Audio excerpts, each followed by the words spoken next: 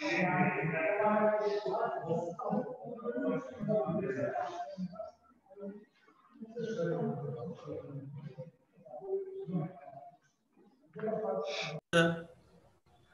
sir. Welcome, welcome. आप आ गए? बोलिए, दिखाई नहीं दे रहे आप. You're visible. Hello, Mustafa. I can see you. Good evening. Hello, Mahbub. How are you? Fine, fine. Hello, Abbas. How are you? Yeah, fine, Mustafa sir. How are you? Okay, thank you very much. Doğan hocam hoş geldiniz. Thank you hocam. Teşekkür ediyorum. Sağ olun hocam. İyisiniz hocam. Çok şükür. Sizler de iyisiniz. İyi hocam işte. Öyle. Yoğunsunuz. Biraz kolaylıklar diliyorum. Sağ olun hocam. Çok sağ olun. Vallahi işte uğraşıyoruz hocam. Bakalım inşallah bir şeyler olacak. Güzel. Yok güzel güzel. Sabahta oturumlar güzeldi. Ben çok direkt sağ olun hocam. yaptım ama birebir katkıda bulunmasak da takip ettik. Güzel oldu. Sosyal medyada bayağı güzel gidiyor. İyi hocam, hamdolsun. Ne güzel, ne güzel. Böyle işte sabah bir açılış oturumu yaptık. Bir yerel panel vardı hocam. Onları da yaptık. Harika. Böyle güzel olacak inşallah hocam. Ya. İnşallah. Güzel güzel. Ya başlayınca zaten çoğu bitmiş oluyor. Evet hocam. Hocam başlatalım isterseniz. Ben kaydı da hemen başlatayım. Okey. Ben size hocam şeyi vereyim. Sıralama bana gönderdiğin e-maildeki sıralamaysa? Hocam siz kendiniz belirleyebilirsiniz. Tamam. Tamam. Welcome dear Luis. Hello Mustafa. Thank How you are so you? much. Fine. And you? All okay? Thank you very much. Welcome Tamara. How are you?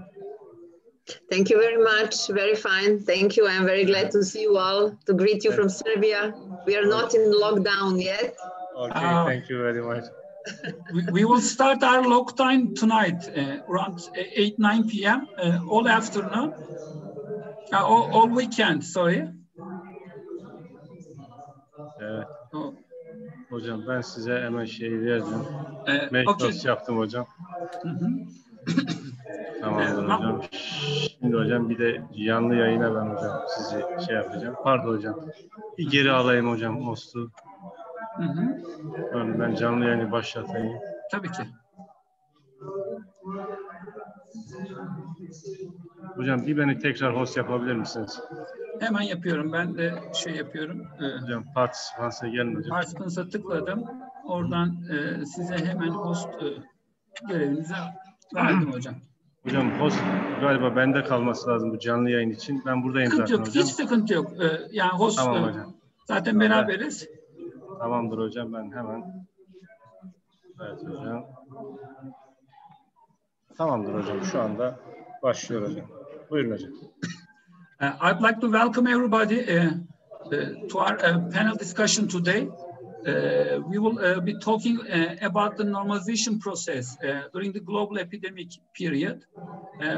As I said before, we have a very good lineup of discussants here who will contribute from their own countries' locations. We have guests here from Serbia, from Portugal, from Albania and India. I'd like to continue with the lineup, with the order of the studies as published in our conference book. So our first speaker will be Professor Dr. Tamara Milankovic-Kerkovic from University of Nice, Serbia. Welcome, Professor Tamara. We will be now giving you the turn to make your talk, to make your to give your speech. We have 1 hour, so if we can keep our talk around approximately 8 to 10 minutes, then we will all have a good chance of participation and also contribution. Thank you very much. Thank you very much. Günaydın sevgili arkadaşlar. Dear colleagues, dear hosts from Kocaeli University and distinguished professors, I'm very glad to see you again in these unprecedentedly conditions. But I'm convinced that these conditions will unite us, not to divide us. And I will try to be effective, to express my speech very shortly on, and my theme will impact of COVID-19 and then ensuring measures on the legal framework and regulatory frameworks of the freedom of expression in countries of Council of Europe. And I will open this with the conclusion that the pandemic crisis is unprecedented and it is global. The news media have played an important role and provide information about COVID-19 and associated measures. And this consumption has increased drastically. At the same time, the crisis has amplified important pre-existing challenges to free expression and abuse of human rights. I'm sure that in every country and ordinary people feel all this deterioration. The success of efforts to contain the spread of virus is largely dependent on access to accurate, reliable, diverse, and timely information by all public authorities, media, medical, and other technical staff. But free and pluralistic public debate is crucial for the public understanding of the situation and on the ability of citizens and people to understand the situation, to limit rumors and to recognize disinformation and foster solidarity, which is crucial, and trust in the measures taken to address the crisis. I will stress three dimensions of this impact. This is impact on regulatory frameworks, restrictions of the fake news and rumors, and impact of the measures on the use of civil lawsuits. There are many rumors, many questions among the people: to wear or not to wear masks, is vaccine available, which one of the vaccines, it is Pfizer or it is other, it is the very difficult for the people to decide. Is the choice of vaccine subject of the corruption of the government officials? Is vaccine mandatory or not? And many other questions which stress people, I believe, in all countries, not only in Serbia, which is a very difficult situation. Those questions create massive fear in the populations, and under my research, the greatest fear of the citizens are the following: rising of the living costs and fall of the living standard. The second one is fear of disease. The third is deterioration of the economic situation. Job loss is the fourth. Unemployment growth. Other fear is climate change and environment pollution. And the final one is the fear of total oversight under citizens and abolition of human rights. According to this fear, I choose this research to give you information that very nature of lockdown has imposed restrictions on wide range of activities, and especially on those impact is important in legal and regulatory frameworks. Pandemic took hold as under my research, the 10 Council of Europe member states declared full of partial state of emergency, 5 of them giving government power to decide and to take measures, and 9 countries submitted notifications of derogations from the European Convention of Human Rights. And this is the Article 10 of these conventions, which is dedicated to rights to freedom of media and freedom of expression. Some of the member states declared emergencies for a set of period of time, others indefinitely. By July of 2020, the state of emergency had been lifted in nearly all Council of Europe member states.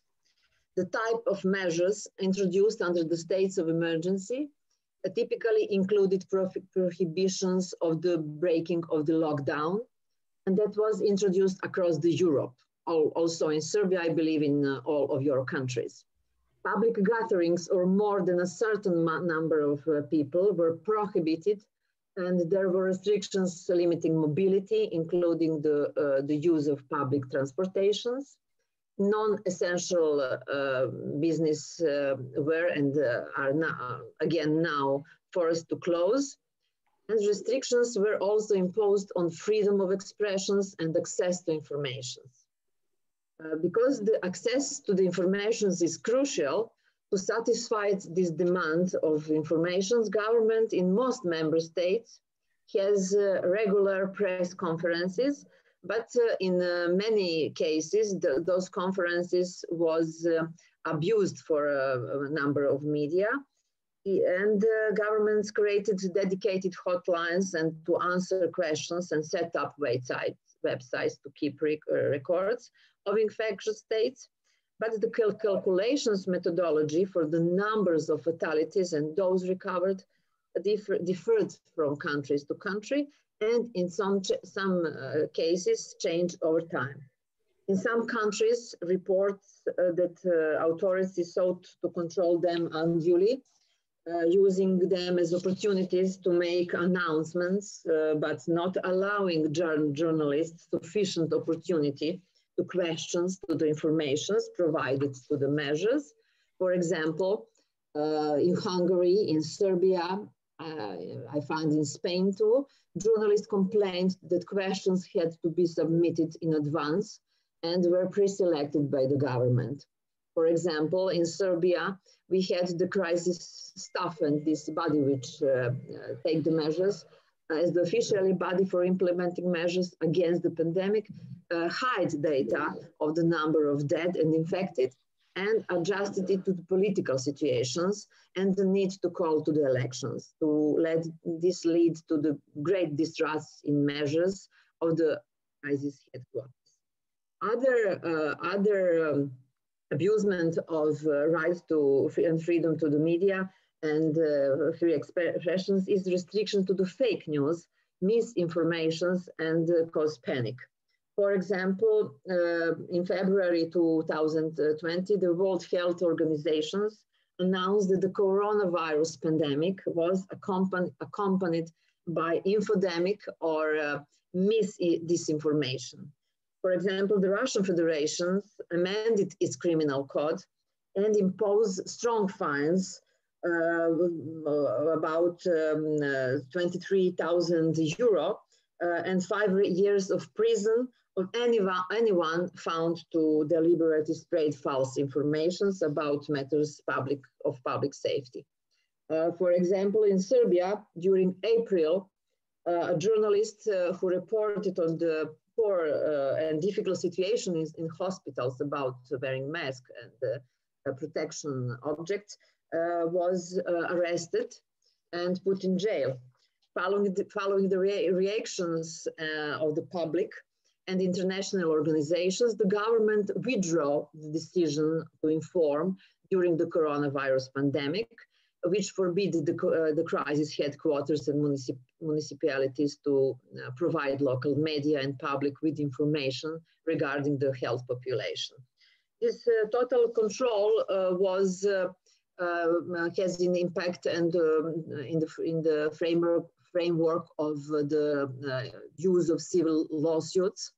The rises of the questions whether restrictions that were imposed during the height of pandemic and transferred into permanent legislations are consistent to the principle of strict necessity and proportionality, which required under the Article 10 of the conventions. There were, in Serbia, for example, we had the break of and violation of the civil procedure. In Serbia, for example, during the lockdown, the trials for violating of the ban and ongoing out were organized by Jurgen procedure and via Skype. In my conclusion, I will say that excessive action by the government, which in many cases take role of parliament, restrictions of the human rights also must be in the function of the struggle balance of human health care and the economic consequences of the pandemic, which is rational. But measure and prohibitions must be in the function of the fight against disease and not transfer to the total supervision and enhancement of the human rights as its main goal, which is the case at many of time. Thank you very much for your attention. I will be here until the end to hear the discussion. Thank you very much. Thank you very much, Professor Tamara, for this short and very to the point talk. We learned more about the situation in Europe, in the continent Europe. We see similar restrictions here in terms of lockdowns, in terms of some other concerns, but thank you very much for informing us. And our next speaker will be Professor Dr. Luis Manuel Ferreira Rosaria from Coimbra Polytechnic, ISEC, Portugal. Professor Rosario, it will be your turn right now. Welcome to our panel again. And we are really excited to hear what you are going to tell us about the situation in Portugal maybe, or in Europe in general. Thank you. Okay, thank you so much. Dear Imascon Congress President, dear organizers, dear panel colleagues, bom dia. We say good morning in Portuguese, bom dia. Good morning from Coimbra, from the city of students and the city of the world in Portugal. First of all, I would like to thank Imascon Congress for the invitation. It's for me a pleasure to be here and participate in this forum. It's a pleasure to be with friends, in fact. Unfortunately, it is not possible to be in Coachella. And when we have a challenge to talk about normalization process during the global pandemic period, this can be the way for start talking. And the question is, can our world be an online world? Is possible to teach and prepare our students only with online tools? Is possible to make the scientific research altogether only with online tools?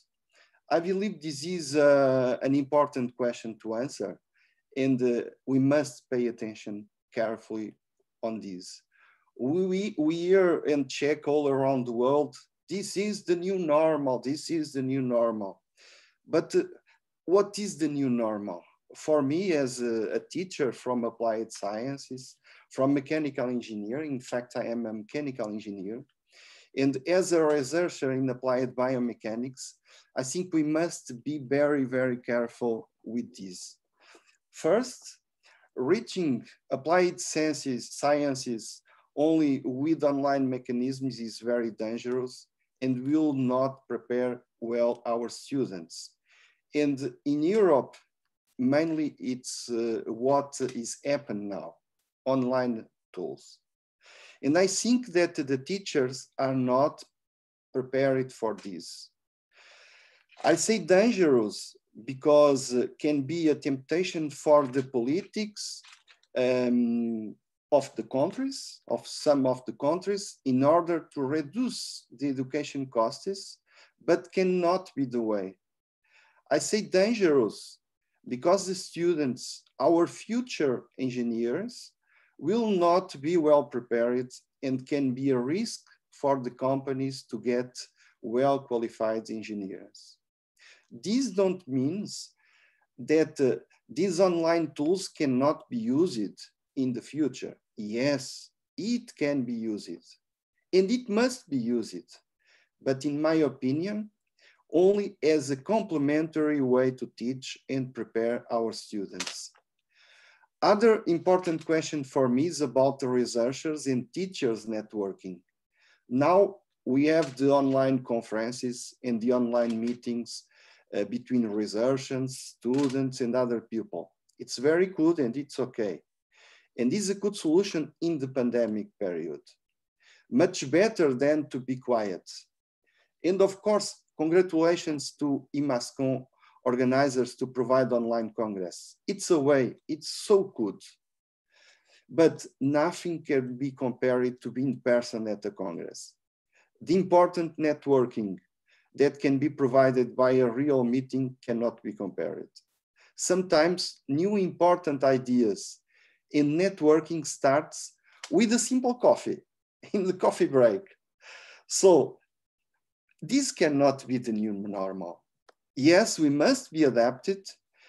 We must pay attention and be careful with this new normal after pandemic that will happen soon, as all of we hope. This pandemic should finish as soon as possible. Finally, I want to talk about the role of the universities in this pandemic and behavior that they have. This situation must be seen to not happen again.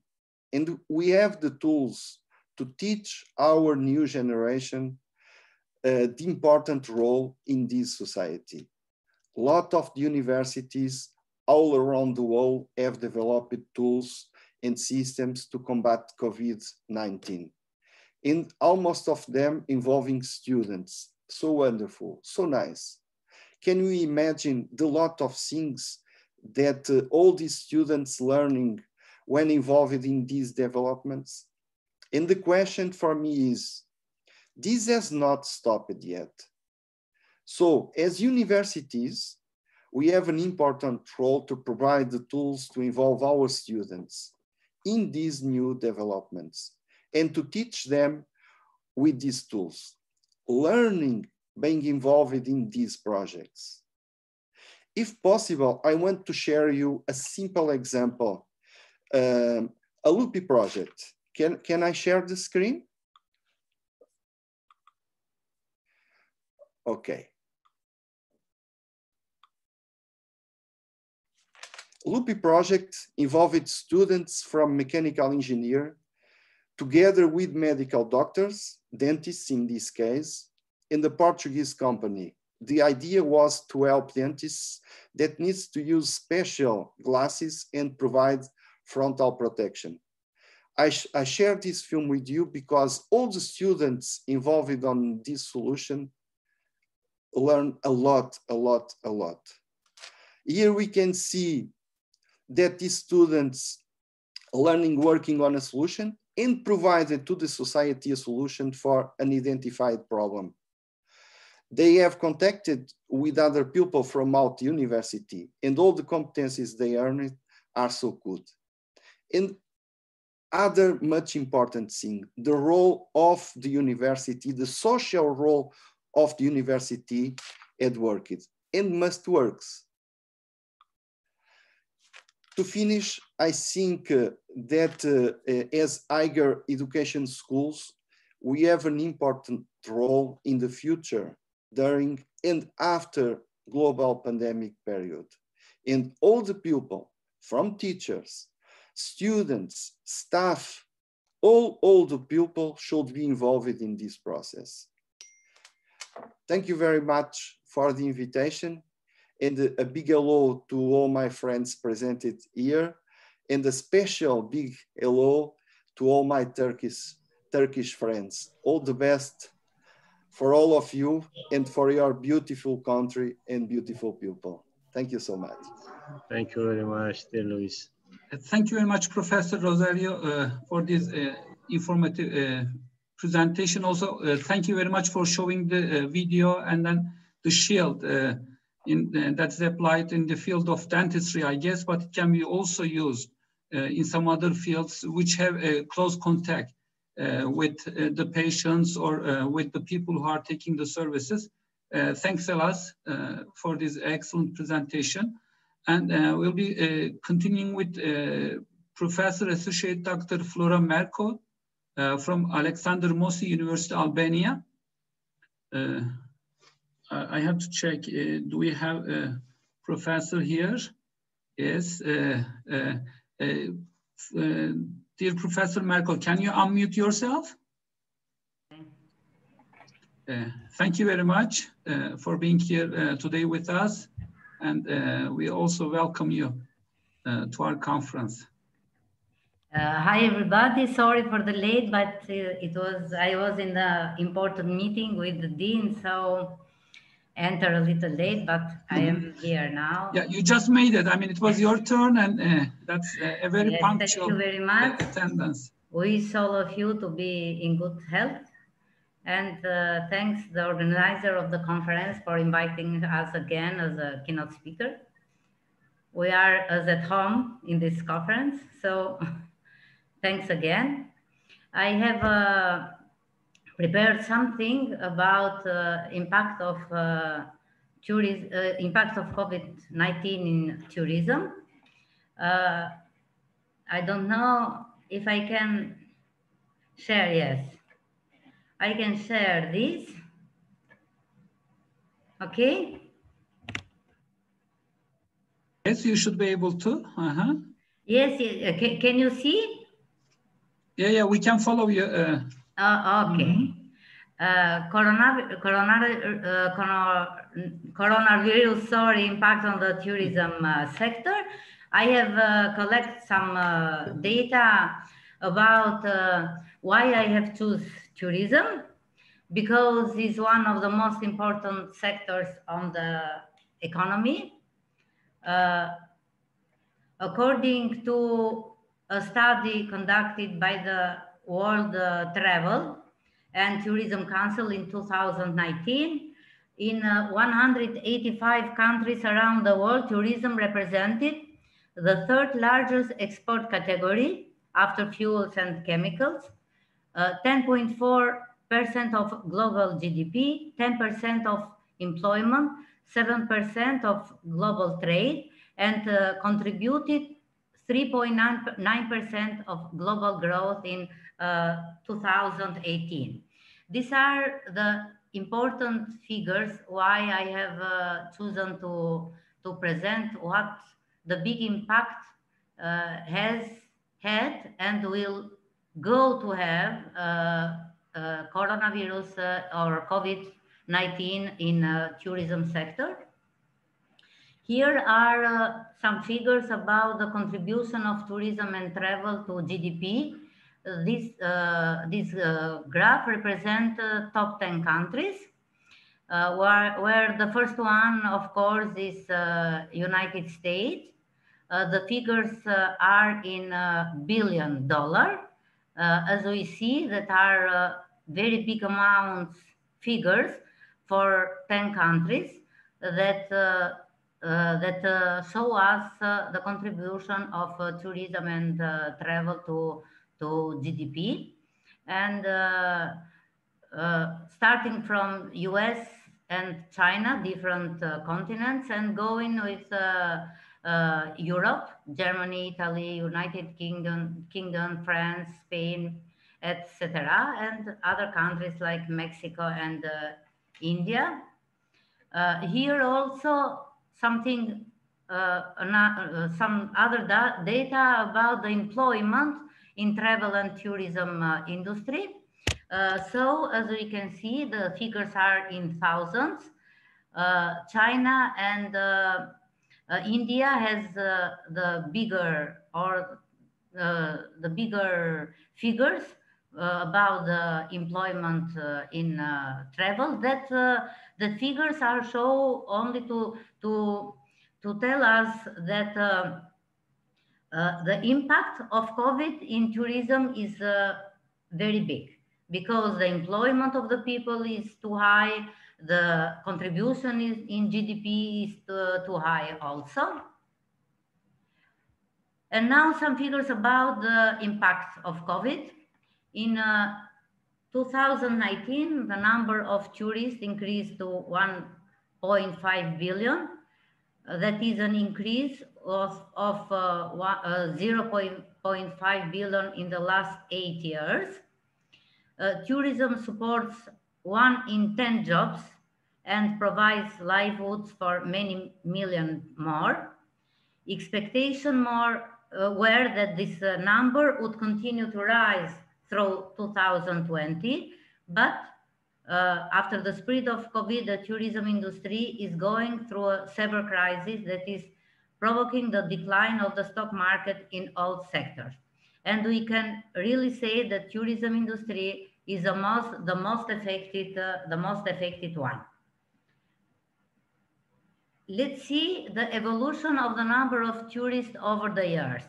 As we see, the number has been only in high, but we have 3 points here that are decline. The first one is the SARS in 2003, where the decline, it was 3 million people, or 0.4%. The global economic crisis in 2019 is the second decline, that it was 37 million people, or decline, or minus 4%. That is, let's say 10 times more than in spread of SARS in 2003. And if we see the estimated figures for the effect that COVID-19 will have in tourism, we say that figures are very, very big. 290 to 440 million people that will be unemployment from this COVID, and in percent is minus 20 to minus 30. Is if we compare to the two previous figures, we can say that the impact of COVID will be very, very, very big. But these are only estimation, these figures for the year 2020, or maybe next year also. But the figures can be higher or can be lower, because these are only estimated. Let's continue with some other figures for the impact of COVID-19 in tourism. The negative impact of this sector will be high as a result of COVID-19, and the tourism industry will have a resizing. World Tourism Organization estimate that tourism could decrease by 20 to 30%. In monetary terms, is a loss of 30 billion to $450 billion. This decline is higher, as we say before, higher than in 2003, caused by SARS, and higher than 2009, caused by the global economic and financial crisis. Taking in consideration the indirect impact that tourism has on many sectors, according to some preliminary estimates, global airlines may lose more than $110 billion in sales due to the suspension of human movements. That we see is a very big figure.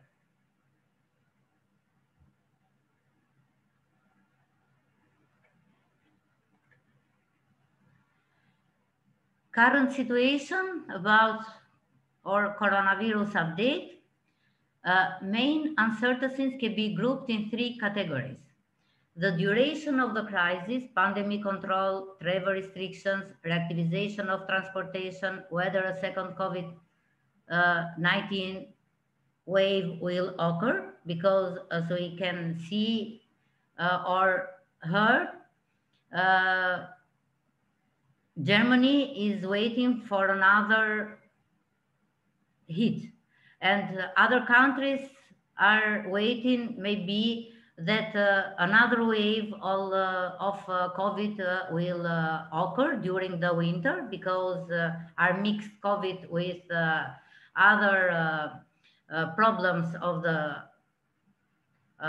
winter. Which government support policies are implemented? Who will be beneficiaries? How effective these policies will be? Which tourism behavior will emerge? Whether consumers lose or strengthen their appetite for travel, which role trust among tourists in nations or region as tourist destination will play, and how health and safety are perceived. These are current situation problems. Some data tourism in Albania. In Albania, tourism is also a priority for the Albanian economy. Contribution of tourism to the country's economy for 2019 was 14.3% of GDP. Employees in this sector for 2019 reached about 100,000. According to some projections that are made in 2018 before the COVID-19, in 2025, employees in this sector will reach 2020 with an average increase of 2% per year. But of course, because of the actual situation, these figures is difficult to be real. Albania continues to have a high number of COVID-19 cases, and this is causing the tourism sector to further suffer from the pandemic. Albania is one of the top 15 countries on the list of 122 countries that are expected to be most economically affected by COVID-19 in the world. The list includes countries whose economic income is based on tourism, like the Albanian economy is. The number of foreign tourists visiting Albania has reduced by at least 80% during this season. That is during the and tourism enterprises face significant financial difficulties. According to the optimistic version for the year 2020, tourism will lose about 143 million euro, while according to the pessimistic version of the booking cancellation will continue for the following months, and the decrease will be about 30% or about 260 million euro. That for the economy of a small country that like Albania, these figures are very, very high and impact too much the economy of Albania. If we can speak for the tourism restart, let's hope that will be soon. These are the 5 priorities. Mitigate socioeconomic impact on livelihoods, particularly women's employment and economic security. Boost competitiveness and build resilience. Promotion of domestic and region tourism where possible, and facilitation of conducive business environment for micro, small, and medium-sized enterprises. Advanced innovation and digital transformation of tourism, including promotion of innovation and investment in digital skills. Foster sustainability and green growth to shift towards a resilient, competitive, resource-efficient, and carbon-neutral tourism sector. And the last one is coordination and partnerships to restart and transform sector toward achieving sustainable development goals. Ensuring tourism restart and recovery puts people first and work together to ease and lift travel restriction in the responsible and coordinated manner. And this is what I had prepared to bring some figures for the what the importance of COVID has in economy of many countries in the world, and after to give some figures in impact of the tourism in an economic world, and especially for the Albanian economy. And this was my presentation for today. Thank you very much, and teşekkür ederim. Thank you very much, Professor Melko. We learned more about the impact of coronavirus on tourism sector, specifically in Albania, but also we had some really nice implications globally. Thank you, teşekkürler, for this nice presentation. And now we will go to the Indian setting, and we will learn more about the problems we face during pandemic from an Indian perspective. Associate Professor Dr. Mehboob Nawarbadi from AKI's Pune College of Arts and Sciences and Commerce from India will get the floor now. And then thank you for your participation. We'd like to give the floor to you right now, Professor Nawarbadi.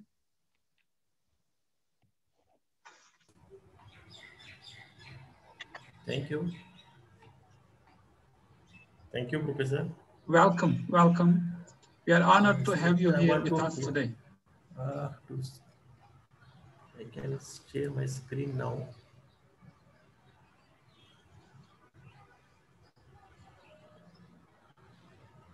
I have to go back.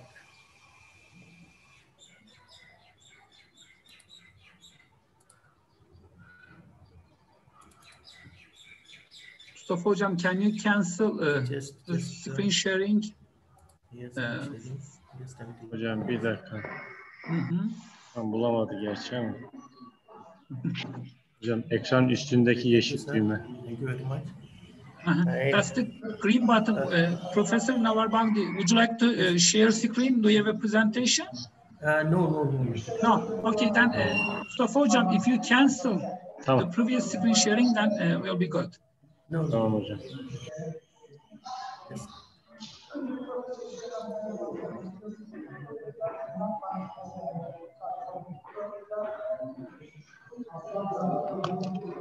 Hocam iptal da olmuyor ama. Flora'nın hocam ekran şeyini alın. Yes. Thank you very much. Tamam hocam. Yes, now it's your floor, Professor Nawarbadi. Can you see me now? Yeah, we can hear you. Can you hear me? Thank you. Can you hear me? Yes. Thank you. We can hear you. We can follow you. Yeah. Thank you, Mustafa. Thank you very much. Welcome again. Thank you very much. I'm Dr. Mehboob Nawarbadi, Head Department of Physics and CEO of Pune College. Our college is affiliated to Savitribai Phule Pune University. Around 968 colleges are affiliated to this Savitribai Phule Pune University. And around 9 lakh students are studying in this university. Now my title of discussion is regarding the practicals. As we know, in education system, there are two important aspects. One is curriculum and second is pedagogy. The curriculum is what you teach and pedagogy is how you teach it. A well-crafted curriculum serves as a reference to ensure that you are on the right track. Its component designed to develop concept from a basic level to increasingly complex topics or skills. Curriculum is a body of knowledge, content, and subject. Therefore, education in this sense is the process by which these are transmitted or delivered to students by most effective method. Where teaching of abstract idea is involved, transmission simply does not work. The learner must play an active role in taking on the new knowledge He or she has to make sense of the experience and use it to construct meaning. The subject matter of science is the material world. It seems natural and rather obvious that learning science should involve seeing, handling, manipulating real objects and materials, and that teaching science will involve the act of showing as well as telling. Therefore, in teaching science, the practical work is very important. In India, we have different boards. CBSE board, ICSE board, IB boards are there, or the state boards are there, as well as the international Cambridge board is also there. Out of these boards, only ICSE is giving more weightage for practical learning. In state level, state boards are specific to each state and they follow separate syllabus and grading methodology. Each state board has its own educational approach, which causes a variance in the syllabus from one state to another state in India. The objective of the state board is it contains local relevance, which helps students in preparing for state level engineering and medical entrance exams. However, as far as I know, our curriculum is not entirely theory based. Our books teach concepts. Almost each chapter has many activities that help students to understand this in a practical sense. This is no doubt true for CBSE syllabus also, at least at primary level and at secondary level. Then what remains to be improved is the pedagogy. The need for more practical applications for concepts is being recognized. And several states like Kerala, Andhra Pradesh, Tamil Nadu have integrated activity-based learning as a pedagogical technique. Now, one question comes in our mind. Is teaching concept in a practical manner is important? As we have seen different educational boards or education systems, our Indian colleges give more importance to theory or rote learning.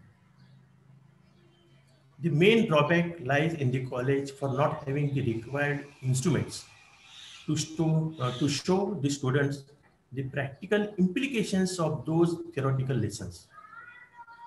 Constantly and consistently being told blindly learn physical concepts results in students preferring not to understand the practical issues. Like a mechanical engineer is taught about the working of a car, but never gets a realistic view of how this automobile equipment is being made. So here the college does not have anything to show regarding the same, because these instruments are too costly to buy and the college cannot afford it.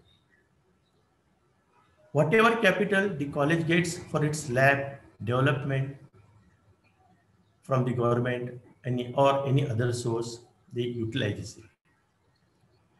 Many times the students do not find themselves wanting to go out of their way to gain practical experience. That may be due to fear or simply disinterest. With all these factors influencing the administrator, the teacher, the students of schools, it is no surprise to find that students leave schools without adequate practical knowledge or training. It can reach such an extent that student is unsure about using a simple device such as a vernier caliper, which is not so complicated. The reason behind our education system becoming complacent and complex. It can be argued that in the pursuit of providing the basic education to the massive population of the country, corners have been cut to fit the fast-paced needs of this generation. So the system is developed with the mindset that students eventually will learn things during their career. It is true to an extent, but we cannot overlook the importance of practical education. Just having knowledge based on books has a drastic effect on the skills of students. For one student, it will always begin their career treated as a beginner who has a zero experience in using or operating even the simplest kind of tool. Second, maybe he will no be longer be in a learning environment, which means that new work process could be unpleasant and dangerous. Therefore, at least to prepare a student for the rigors of a job, practical education is very important. Another important aspect of practical knowledge is the acquiring of skills. A country is always in need of good skilled workmen. When it comes to fields like carpentry or metalworking, the country still depends mostly on informally trained personnel and their experience. If uh, schools and especially colleges offer practical subjects with the intent, the country will be able to produce graduates who have skill in such areas. This useful experience with the additional theoretical knowledge would prove an asset to them, therefore increasing the opportunities that are available to the students. Socially, it seems that somewhere along the development of civilization, the respect and the recognition that was given to the craftsman and workman has reduced.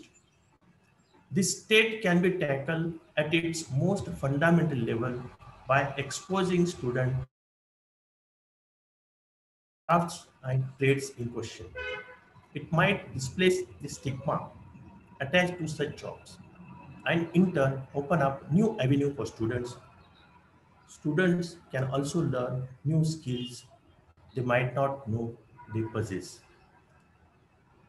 Now, the coronavirus has disrupted the lives of people all over the world, causing a slowdown. This puts a number of uncertainties for students about their career, studies, and future. The pandemic has impacted us, final year students, in more ways than one. A final year computer science engineering students from Hyderabad said that they were supposed to work on their capstone project this semester, but they had to leave it in midway. A final year agricultural science student studying MSc Quantitative Finance, who was supposed to begin his summer internship, told that all internships that are being offered are work from home opportunities online. These online internships don't match up with on-site work experience. Internships are not just about marks, but also about the experience one gains from these opportunities. And now it all seems like we are devoid of that knowledge. On a lighter note, they mentioned that the new idea on virtual graduation do not come true. Many of these courses seems to share similar issues, but the medical students face a lot of other problems and they have no choice but to wait till the college open. A final year MBBS student said the lockdown has an immense impact on MBBS students. Online online exams and evaluations are practically impossible for us. We cannot examine a patient's pulse or blood pressure online. And without clinical exams, none of us will get a degree. With the delayed academic year that will follow, MBBS final year students may not be able to finish internship by March 2022. He added, the final year students will not be able to complete any PG counseling after writing the exam in January 2022 because they won't be eligible for the allotment of PG seat without 1 year internship certificate.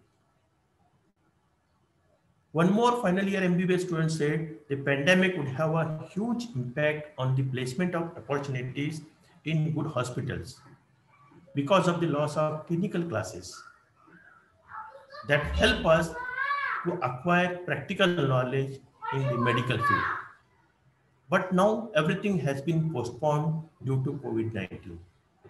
However, technological service is staying connected with them through emails and webinars. They have made attempt to try virtual onboarding, but several technical difficulties have made it impossible, he added. For students who look forward to their future career and studies, life has become unpredictable. In conclusion, it seems that giving importance to practical education could lead to a better economy, skilled labor, and newer opportunities. When this practice starts early at the school level, then the advantage increases as time advances. Young minds are more susceptible and capable of learning concepts faster. Simply put, all the theories, physics, mechanics, and all sciences, whatnot about cycling can be learned. But unless one gets on the cycle and tries to ride it, one will never learn the art of cycling. That is, in essence, sums up the importance of practical education. And this will not take place due to online. Thank you. Thank you very much, Professor Nagar Baudi. Thank you for this nice presentation. And we'll continue with hearing more about the Indian perspective. Principal Dr. Abbas Lokhamwala from Surya Datta College of Management, Information Research and Technology will continue with his talk. Welcome, Professor Lokhamwala. Thank you very much for being with us today. Good evening, everybody, one and all. I hope you can hear me. Yeah, yes. We can hear you. Assalamu alaikum, and a very, very good evening to all of y'all. Thank you very much. Outside, I would like to thank the organizers for giving me an opportunity to share my experiences with y'all.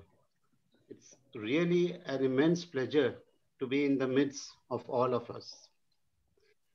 I would like to throw light on the courses to be pursued in times of unprecedented COVID-19 worldwide. This pandemic has not only brought economic meltdown at the global level, but has also changed the employment scenario.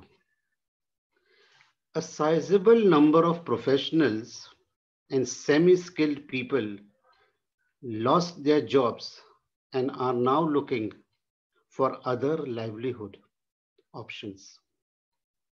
The students who have been entering colleges or universities are anxious as they are having trouble knowing which course to follow at this time of uncertainty. In India, the process for university admissions has begun recently. History tells us that after a global pandemic, lifestyle, social behaviors, economy, and governance are likely to change. These changes result in adjustments like employment and the job market. The fresh law graduates having a dream to enter a courtroom arguing before a justice may have to wait for some months to get that moment. Attempts are being taken for filling online petitions and hearing the scheduled matters in high courts. Converting all the processes of the Indian judicial system in an online mode is a Herculean task. This transition from face-to-face to an online form of legal aid cannot change in a few months. This changing model of the legal profession may cut the number of students willing to pursue law as a career option. In the given context, worldwide I should say, courses such as psychology, sociology, political science, economics, English, geography, social work, development studies, rural development, mass media would still be a preference for many students. At the master's level, public health, clinical psychology, mental health, environmental studies, education, technology could be promising subjects. Artificial intelligence, automation, and research may see more opportunities in the coming years. The reasons for being more in demand for these courses is the social transition forced by the pandemic. The global pandemic will be changing the governance, business models, social values, and behaviors for sure. More mental health and counseling professionals would be required to deal with all these challenges faced by the people due to economic hardships, uncertainty, and stress. Globally and locally, new business models may emerge with innovative ideas and methods. Undergraduate courses related to tourism, travel, hospitality, retail, and entertainment may see a dip in the current year. Globally, the tourism industry and hospitality business are struggling to survive. Their large number of employees are at a risk of losing their job. In conclusion, friends, every pandemic comes with uncertainties. Therefore, we all should be open to adapt ourselves to the changing job scenario. Due to financial constraints, many companies have put the new recruitments on hold. Opportunities will now be emerging in the post-pandemic phase. Now is the time to select the path with conviction. Students, professionals, and teachers should choose a course of their interest. Thank you very much. Thank you very much, Dr. Lokhanwala. Thank you. Thank you very much. Your suggestions, your ideas, your contribution is really greatly appreciated. Now, last but not the least, we have Dr. Blerina Vrenozi from University of Tirana, Albania. Thank you for your patience, Dr. Vrenozi, first of all. And the floor is yours. Welcome. We are honored to have you with us today.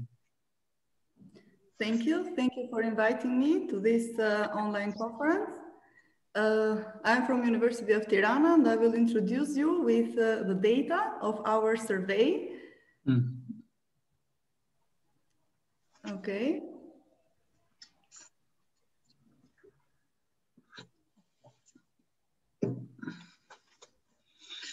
I have been to Tirana University before. That's a very beautiful university in Albania. You are welcome anytime. So, thank you. I will introduce you with the data of our survey, which is about the evaluation of the online learning process during the COVID-19 pandemic period towards the better future approaches of higher education in the Balkans. So the aim of this study was to evaluate the online learning during COVID and then to analyze which are the best future approaches of learning. For this, we launched and analyzed a survey for the Western Balkans, from which 99% the data were from Albania and Macedonia, but from other countries there were only sporadic data. We prepared a survey which had 24 questions with multiple answers, and they had the same format for both target groups which had the experience in online teaching. And we used a lot of tools to gather the data. So the online learning during COVID-19 faced a lot of challenges, and we targeted these challenges here to the online learning to know which of them had a positive influence and which didn't have. So we started with who, universities, demographics, experience, which, overload, focused, how, what, service, and stress feelings that the professors had during this experience. So starting with demographics, we analyzed the age group and gender of the target groups which filled the questionnaire, and we see that the professors had less than 42 years old. There were almost 50% of professors, 85% of which were married and had kids. Meanwhile, for students, we had the age group till 21, which were more than 50%. This comes because in the Western Balkans, the students start the university directly from the high schools. And getting married in younger ages is the kind of tradition which also remains. So we analyze the age groups and the gender, and we see here that the professors for the age groups, employers were almost 50-50%, females and males, and this is good. And for the female scholars, we have more females which show the will to fill the questionnaire than males, maybe because recently females are more going to universities than previously, and also due to the immigration rate of males also, we have a low number. We check the environment, so the place and with whom they lived, and for both target groups, home was the place when they taught and when they followed the lectures. Meanwhile, they lived with partners and kids for professors and for students with parents or with parents and siblings, which are, as we know, the ways of having a distraction at home. And we analyzed the teaching approaches by environment. We saw that during COVID-19, the most of professors preferred the blended learning, 50% online to 50% face-to-face, because maybe some more from these professors felt somewhat difficulties with the environment. Meanwhile, when we asked for the further online teaching, they prefer the face-to-face because of the somewhat difficulties that they face with the environment or with the very much ones that they faced. And this relationship is significant. We checked the countries and universities. In all this amazing pool of responses, we had mainly from North Macedonia and Albania, and we see here the colors for both them, and the University of Tetovo, Tirana and Medicine Tirana were highly represented for both professors and students here. We checked the relationship of universities by COVID-19 teaching approaches, but there was no significance. Also, if they would follow the further online teaching, there was no significance. We checked the previous experience to see if this previous experience had influence to the teaching approaches. And we see here that they didn't have or they have experience. To check it by universities, we saw that the University of Tetovo had previously experience with university students, but online experience we mean, but both other universities, this was the first experience ever, and this resulted to be significant. We checked the equipment, and the equipment which was mainly used was the laptop for both professors and the students, but we have almost 40% of students who used the cell phones to follow the online lectures. And we analyzed the teaching approaches by equipment to see if there is any significance or not.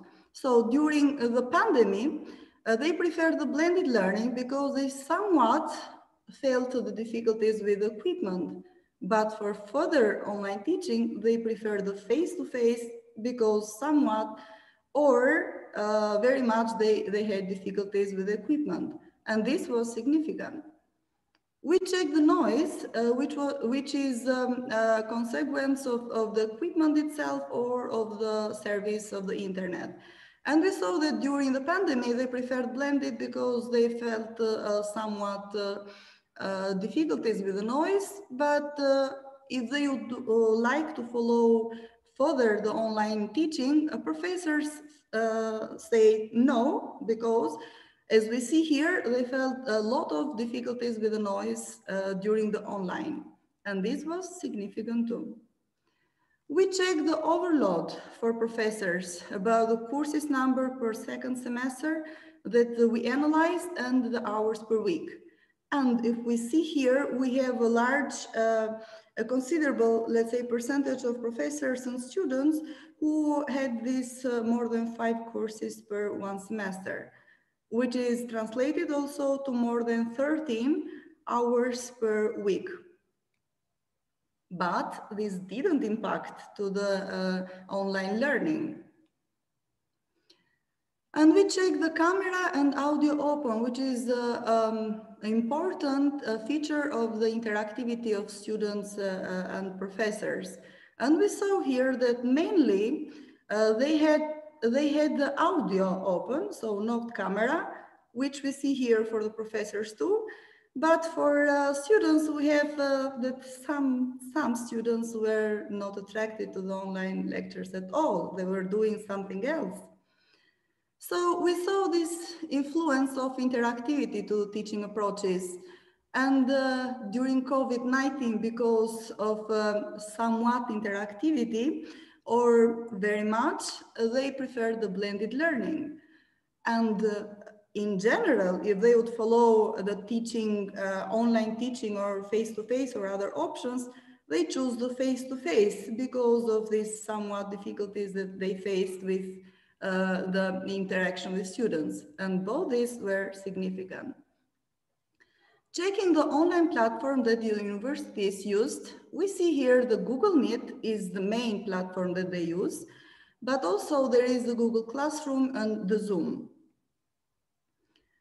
If this was the university platform, yes, mainly answered like that this was university platform, but a lot of professors used independently another platform which was chosen by them as the best one, and which on the other side is followed by this pool of students. For the extracurricular communication, they mainly used the Google Classroom, but also through emails or online after classes. But the online platform was not significant towards the teaching approaches. Now we will see the stress, so how the professors felt during online teaching. And we see that mainly all the students, as we see here, they were almost 55% were not following the online teaching. They were either sleeping or doing something else, or they left the phone with a photo, or they were not present at all. But some of them were distracted by family members, we see here, and some others had bad internet. So indeed, is 100% online teaching the best approach during COVID? We will see this step by step. So checking the traction, if online lectures were attractive to professors or not, they chose during COVID-19 the blended learning because rarely the online lectures were attractive. And in general, they prefer to teach face-to-face because rarely also the lectures were attractive, or we see here that the online lectures were never attractive. So mainly the professors selected these ones here. And these were significant. We checked by feeling free, if online teaching made professors feeling free. And we see here that it's rarely, therefore they choose blending learning. And in general, they prefer to the face-to-face because rarely or never, we see here, the online teaching made the professors feel free. We saw the loss of concentration during online lectures, and in COVID-19 pandemic, they preferred the blended learning because somewhat or neither they had the loss of concentration. And in general, they preferred the face-to-face because they had very much or somewhat the loss of concentration during online learning, teaching. And this is also significant. We checked monotony or annoyance during the online lectures. And during COVID, they preferred the blended because rarely they felt like annoyed or the lectures created monotony, or even often. But in general, they also preferred face-to-face because often, we see here, mainly the professors who selected face-to-face, they often felt annoyed during the online lectures. And these were both significant. By wasting time, if online lectures, a professor felt like wasting time during these, we see that during a pandemic, they prefer a blended learning because we see here, rarely felt like or never felt like wasting time. But in general, they prefer the face-to-face because they never or also rarely felt like wasting time. And these were both significant.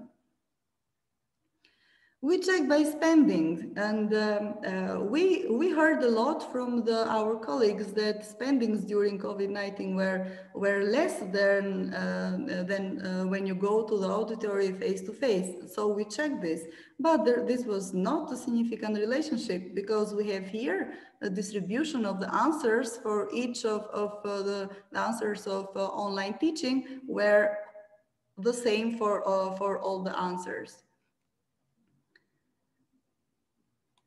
So our results were that when the professor were asked if they would further use the 100% online teaching, they preferred mainly face-to-face.